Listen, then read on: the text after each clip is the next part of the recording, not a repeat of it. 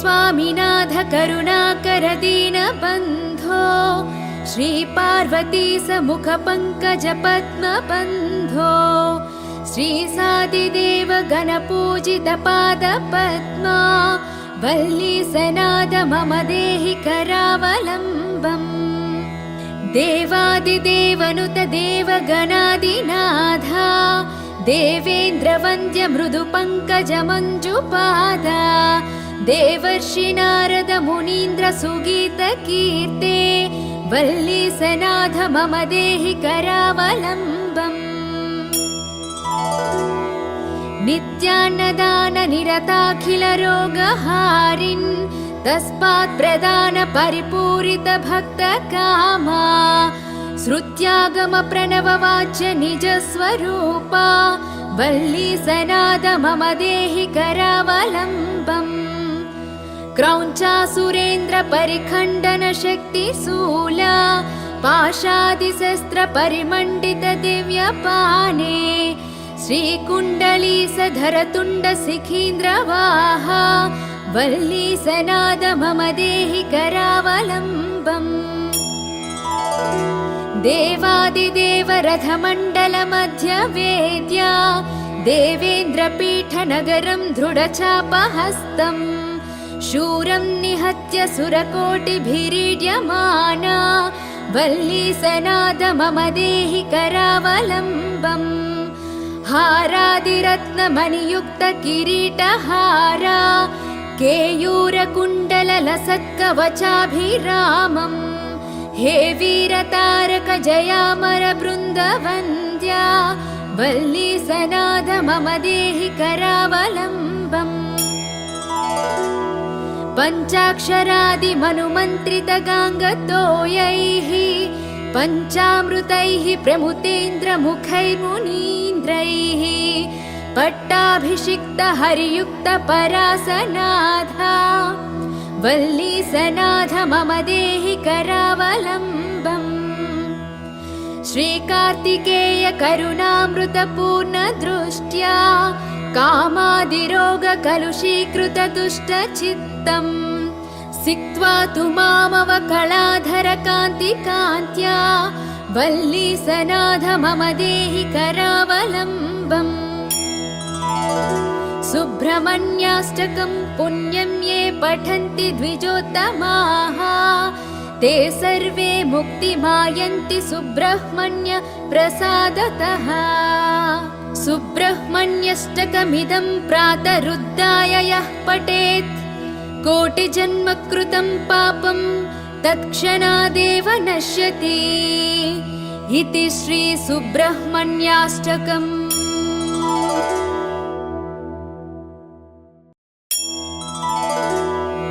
हे स्वामिनाथ करुणाकर दीनबन्धो श्री पार्वती समुख पंकज पद्मबन्धो श्री सादिदेव गणपूजित पाद पद्मा वल्ली सनाद मम देहि करावलम्बम् देवादिदेवनुत देवगणादिनाथा देवेन्द्र वन्द्य मृदु पंकज मंजुपादा देवर्षि नारद मुनीन्द्र सुगीत कीर्ते वल्ली सनाथ मम देहि करावलम्बम्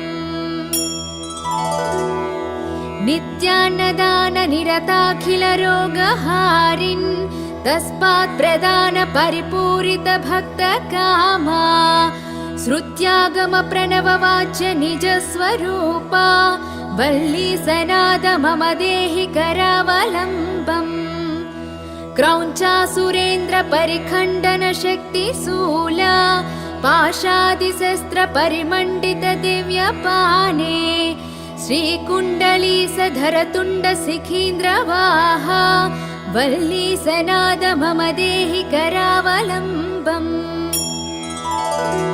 देवादिदेव रथमण्डल मध्य वेद्या देवेन्द्र पीठ नगरं दृढचापहस्तम् शूरं निहत्य सुरकोटिभिरीड्यमाना वल्ली सनाद मम देहि करावलम्बम् हारादिरत्नमणियुक्त किरीटहारा केयूरकुण्डललसत्कवचाभिरामम् हे वीरतारक जयामर बृन्दवन्द्या वल्ली सनाद मम देहि करावलम्बम् पञ्चाक्षरादिमनुमन्त्रितगाङ्गतोयैः पञ्चामृतैः प्रमुतेन्द्रमुखैर्मुनीन्द्रैः पट्टाभिषिक्त हरियुक्त परासनाधा वल्ली सनाथ मम देहि करावलम्बम् श्रीकार्तिकेय करुणामृतपूर्ण दृष्ट्या कामादिरोग कलुषीकृत दुष्टचित्तम् सिक्त्वा तु मामवकलाधर कान्तिकान्त्या वल्ली सनाथ मम देहि करावलम्बम् सुब्रह्मण्याष्टकम् पुण्यं ये पठन्ति द्विजोत्तमाः ते सर्वे मुक्तिमायन्ति सुब्रह्मण्य प्रसादतः सुब्रह्मण्यष्टकमिदं प्रातरुद्धाय यः पठेत् कोटिजन्म कृतं पापं तत्क्षणादेव नश्यति इति श्री सुब्रह्मण्याष्टकम्।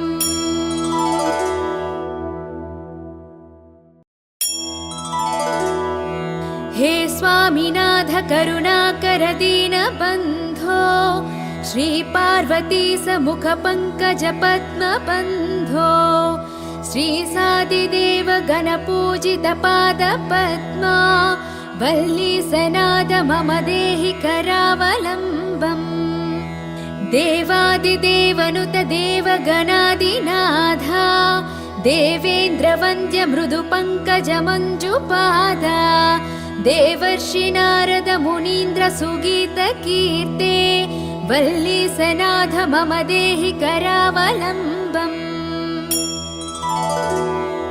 नित्यान्नदान निरताखिल रोगहारिन् तस्मात् प्रदान परिपूरित भक्त कामा श्रुत्यागम प्रणव वाच्य निज स्वरूपा वल्ली सनाद मम देहि करावलम्बम् क्रौञ्चासुरेन्द्र परिखण्डन शक्ति शूला पाशादिशस्त्र परिमण्डित दिव्यपाने श्रीकुण्डली सधर तुण्ड सिखीन्द्रवाहा वल्ली सनाद मम देहि करावलम्बम् देवादिदेव रथमण्डल मध्य वेद्या देवेन्द्रपीठ नगरं दृढचापहस्तम् शूरं निहत्य सुरकोटिभिरीड्यमाना वल्ली सनाद मम देहि करावलम्बम् हारादिरत्नमणियुक्त किरीटहारा केयूरकुण्डललसत्कवचाभिरामम् हे वीरतारक जयामर बृन्दवन्द्या वल्ली सनाद मम देहि करावलम्बम् पञ्चाक्षरादिमनुमन्त्रितगाङ्गतोयैः पञ्चामृतैः प्रमुतेन्द्रमुखैर्मुनीन्द्रैः पट्टाभिषिक्त हरियुक्त परासनाधा वल्ली सनाथ मम देहि करावलम्बम् श्रीकार्तिकेय करुणामृतपूर्ण दृष्ट्या कामादिरोग कलुषीकृत दुष्टचित्तम् सिक्त्वा तु मामवकलाधर कान्तिकान्त्या वल्ली सनाथ मम देहि करावलम्बम् सुब्रह्मण्याष्टकम् पुण्यं ये पठन्ति द्विजोत्तमाः ते सर्वे मुक्तिमायन्ति सुब्रह्मण्य प्रसादतः सुब्रह्मण्यष्टकमिदं प्रातरुद्धाय यः पठेत् कोटिजन्म कृतं पापं तत्क्षणादेव नश्यति इति श्री सुब्रह्मण्याष्टकम्।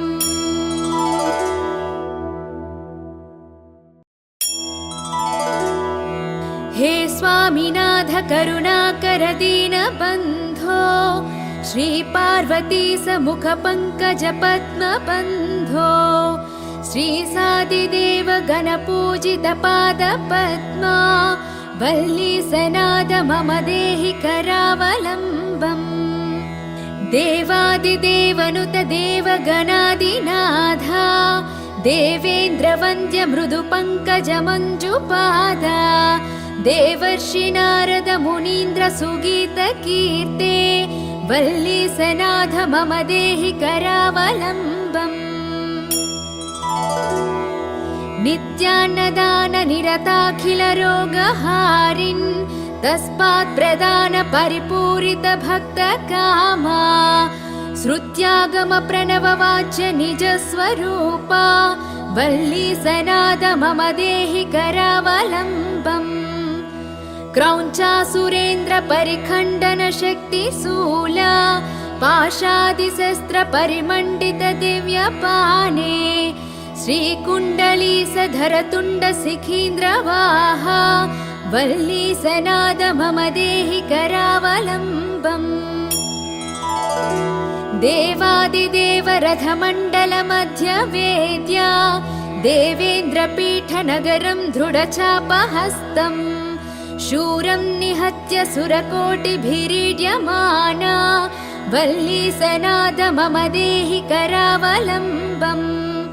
हारादिरत्नमणियुक्त किरीटहारा केयूरकुण्डललसत्कवचाभिरामम् हे वीरतारक जयामर बृन्दवन्द्या वल्ली सनाद मम देहि करावलम्बम्। पञ्चाक्षरादि मनुमन्त्रित गाङ्गतोयैः पञ्चामृतैः प्रमुतेन्द्र मुखैर्मुनीन्द्रैः पट्टाभिषिक्त हरियुक्त परासनाथा वल्ली सनाथ मम देहि करावलम्बम्।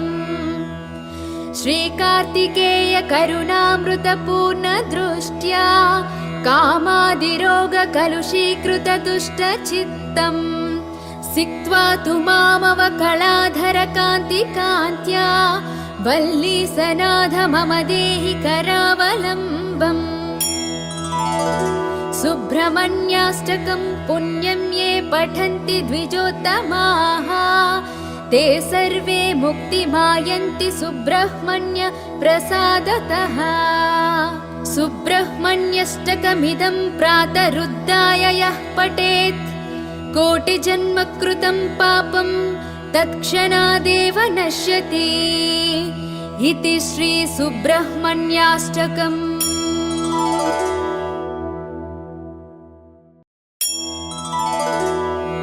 हे स्वामिनाथ करुणाकर दीनबन्धो श्री पार्वती समुख पंकज पद्मबन्धो श्री सादिदेव गणपूजित पादपद्मा वल्ली सनाद मम देहि करावलम्बम्।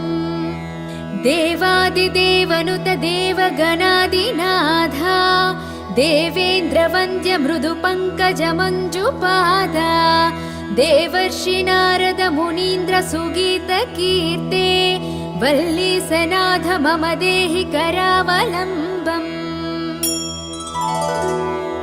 नित्यान्नदान निरताखिल रोगहारिन् तस्मात् प्रदान परिपूरित भक्त कामा श्रुत्यागम प्रणव वाच्य निज स्वरूपा वल्ली सनाद मम देहि करावलम्बम्।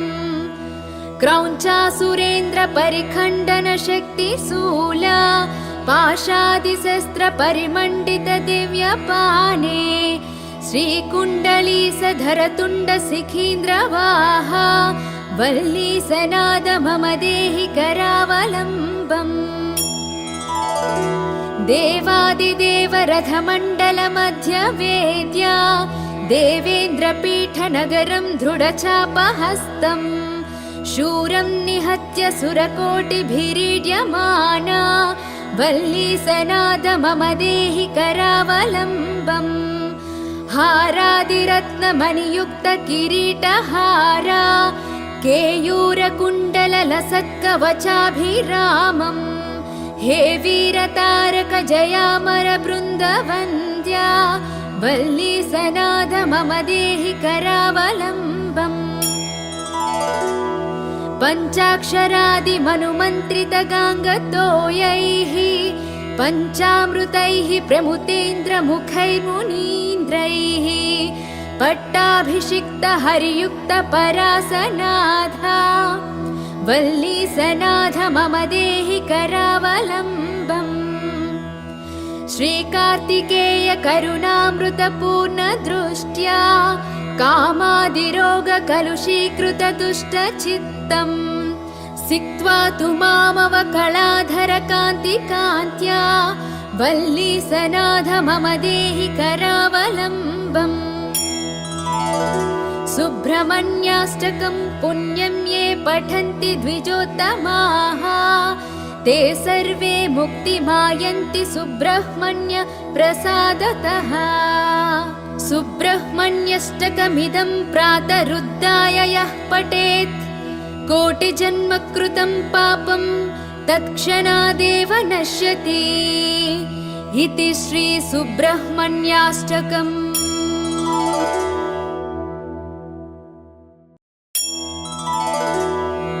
हे स्वामिनाथ करुणाकर दीनबन्धो श्रीपार्वती समुख पंकज पद्मबन्धो श्रीसादिदेव गणपूजित पादपद्मा वल्लीसनाथ मम देहि करावलम्बम् देवादिदेवनुत देवगणादिनाथा देवेन्द्रवन्द्य मृदु पंकज मञ्जुपादा देवर्षि नारद मुनीन्द्र सुगीत कीर्ते वल्लीसनाथ मम देहि करावलम्बम् नित्यान्नदान निरताखिल रोगहारिन् तस्मात् प्रदान परिपूरित भक्त कामा श्रुत्यागम प्रणव वाच्य निज स्वरूपा वल्लीसनाथ मम देहि करावलम्बम् क्रौञ्चासुरेन्द्र परिखण्डन शक्ति शूला पाशादिशस्त्र परिमण्डित दिव्यपाने श्रीकुण्डलीसधर तुण्ड शिखीन्द्रवाहा वल्लीसनाथ मम देहि करावलम्बम् देवादिदेव रथमण्डल मध्य वेद्या देवेन्द्रपीठ नगरं दृढचापहस्तम् शूरं निहत्य सुरकोटिभिरीड्यमाना वल्लीसनाथ मम देहि करावलम्बम् हारादिरत्नमणियुक्त किरीटहारा केयूरकुण्डललसत्कवचाभिरामम् हे वीरतारक जयामर बृन्दवन्द्या वल्लीसनाथ मम देहि करावलम्बम् पञ्चाक्षरादिमनुमन्त्रितगाङ्गतोयैः पञ्चामृतैः प्रमुतेन्द्रमुखैर्मुनीन्द्रैः पट्टाभिषिक्तहरियुक्तपरासनाथा वल्लीसनाथ मम देहि करावलम्बम् श्रीकार्तिकेय करुणामृतपूर्णदृष्ट्या कामादिरोगकलुषीकृतदुष्टचित्तम् सिक्त्वा तु मामवकलाधरकान्तिकान्त्या वल्लीसनाथ मम देहि करावलम्बम् सुब्रह्मण्याष्टकं पुण्यं ये पठन्ति द्विजोत्तमाः ते सर्वे मुक्तिमायन्ति सुब्रह्मण्य प्रसादतः सुब्रह्मण्यष्टकमिदं प्रातरुद्धाय यः पठेत् कोटिजन्मकृतं पापं तत्क्षणादेव नश्यति इति श्री सुब्रह्मण्याष्टकम्।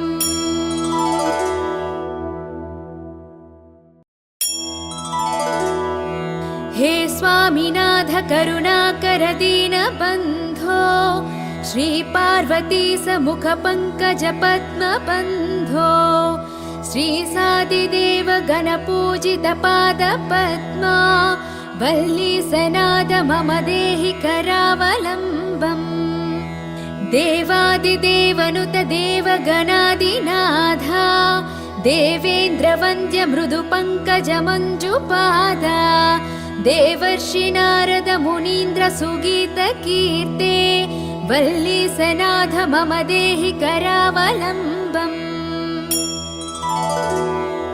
नित्यान्नदान निरताखिल रोगहारिन् तस्मात् प्रदान परिपूरित भक्त कामा श्रुत्यागम प्रणव वाच्य निज स्वरूपा वल्लीसनाद मम देहि करावलम्बम्।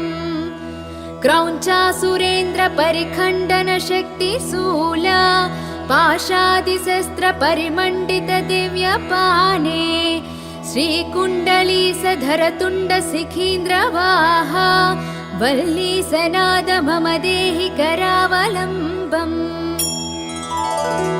देवादिदेव रथमण्डल मध्य वेद्या देवेन्द्रपीठ नगरं दृढचापहस्तम् शूरं निहत्य सुरकोटिभिरीड्यमाना वल्लीसनाद मम देहि करावलम्बम्। हारादिरत्नमणियुक्त किरीटहारा केयूरकुण्डललसत्कवचाभिरामम् हे वीरतारक जयामर बृन्दवन्द्या वल्लीसनाद मम देहि करावलम्बम्।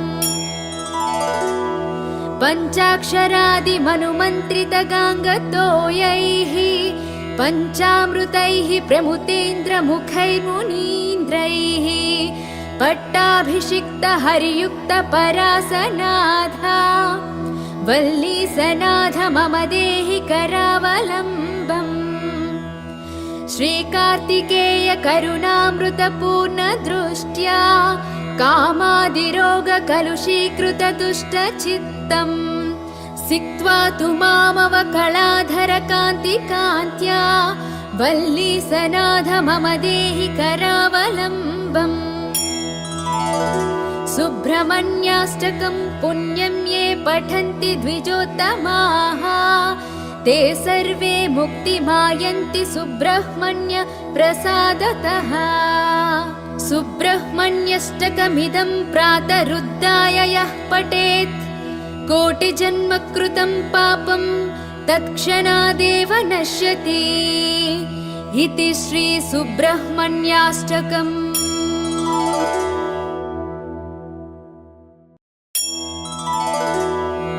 हे स्वामिनाथ करुणाकर दीनबन्धो श्री पार्वती समुख पंकज पद्म बन्धो श्री सादिदेव गणपूजित पाद पद्मा वल्लीसनाद मम देहि करावलम्बम्। देवादिदेवनुत देवगणादिनाथा देवेन्द्रवन्द्य मृदुपङ्कज मञ्जुपादा देवर्षि नारद मुनीन्द्र सुगीतकीर्ते वल्लीसनाथ मम देहि करावलम्बम्। नित्यान्नदान निरताखिल रोगहारिन् तस्मात् प्रदान परिपूरित भक्त कामा श्रुत्यागम प्रणव वाच्य निज स्वरूपा वल्लीसनाद मम देहि करावलम्बम्। क्रौञ्चासुरेन्द्र परिखण्डन शक्ति शूला पाशादिशस्त्र परिमण्डित दिव्यपाने श्रीकुण्डलीसधर तुण्ड शिखीन्द्रवाहा वल्लीसनाद मम देहि करावलम्बम्।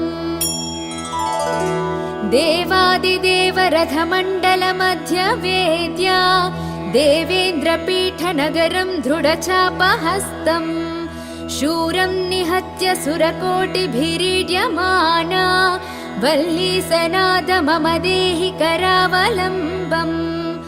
हारादिरत्नमणियुक्त किरीटहारा केयूरकुण्डललसत्कवचाभिरामम् हे वीरतारक जयामर बृन्दवन्द्या वल्लीसनाद मम देहि करावलम्बम्। पञ्चाक्षरादिमनुमन्त्रितगाङ्गतोयैः पञ्चामृतैः प्रमुतेन्द्रमुखैर्मुनीन्द्रैः पट्टाभिषिक्तहरियुक्तपरासनाथा वल्लीसनाथ मम देहि करावलम्बम्। श्रीकार्तिकेय करुणामृतपूर्णदृष्ट्या कामादिरोगकलुषीकृतदुष्टचित्तम् सिक्त्वा तु मामवकलाधरकान्तिकान्त्या वल्लीसनाथ मम देहि करावलम्बम्। सुब्रह्मण्याष्टकं पुण्यं ये पठन्ति द्विजोत्तमाः ते सर्वे मुक्तिमायन्ति सुब्रह्मण्य प्रसादतः। सुब्रह्मण्यष्टकमिदं प्रातरुद्धाय यः पठेत् कोटिजन्मकृतं पापं तत्क्षणादेव नश्यति इति श्री सुब्रह्मण्याष्टकम्।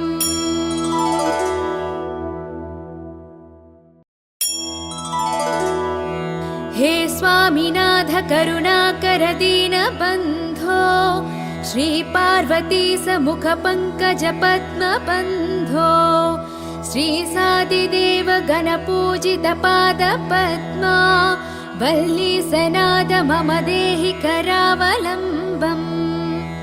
देवादिदेवनुत देवगणादिनाथा देवेन्द्रवन्द्य मृदु पंकज मंजुपादा देवर्षि नारद मुनीन्द्र सुगीत कीर्ते वल्लीसनाथ मम देहि करावलम्बम्।